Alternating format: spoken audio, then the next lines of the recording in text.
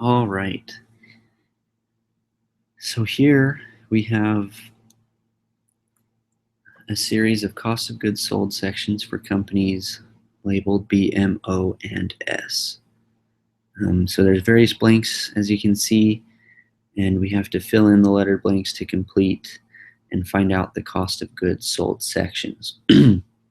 What helped me to figure out this, it is pretty simple if you have a book or online. Page 245, there's a section where it goes over the cost of goods sold for a periodic system, which is what we have here.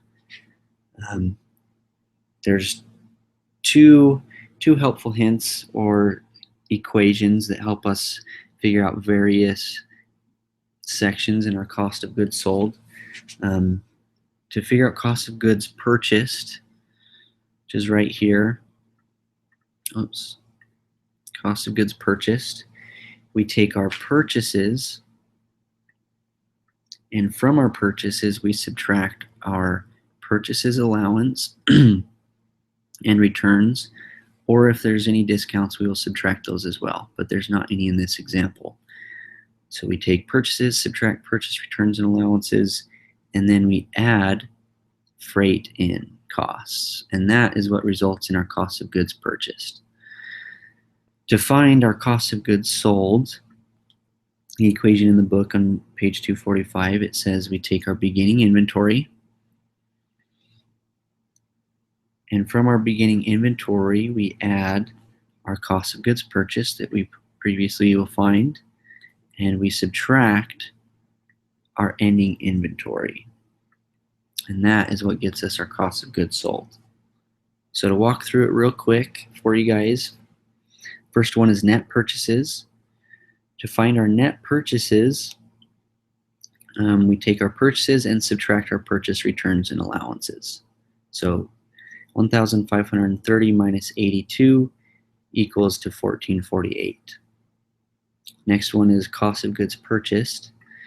To calculate that, what we do is we add our net purchases and our freight in. So 1,448 plus 133 gets us to 1,581. Now to calculate our cost of goods available for sale, what we do is we take our cost of goods purchased and add our beginning inventory. So 1,581 plus 255 equals 1,836. The last window on company B is to find the cost of goods sold. And so how we find that is we just simply take our cost of goods available for sale and subtract our ending inventory, which equals 1,520. Now we jump over to company M. This time we have to find our purchase returns and allowances. And so this is blank. In order to find what that is, we know that our purchase returns and allowances, when we subtract that from our purchases, we get our net purchases. So we already have that here. So what we're going to do is take our purchases and subtract our net purchases, and that gets us 41. So 1,102 subtract 1,061 equals 41.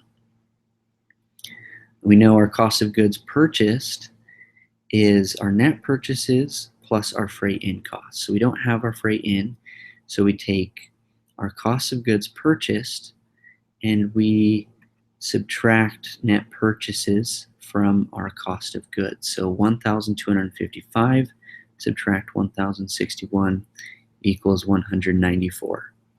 And that's how we calculate our freight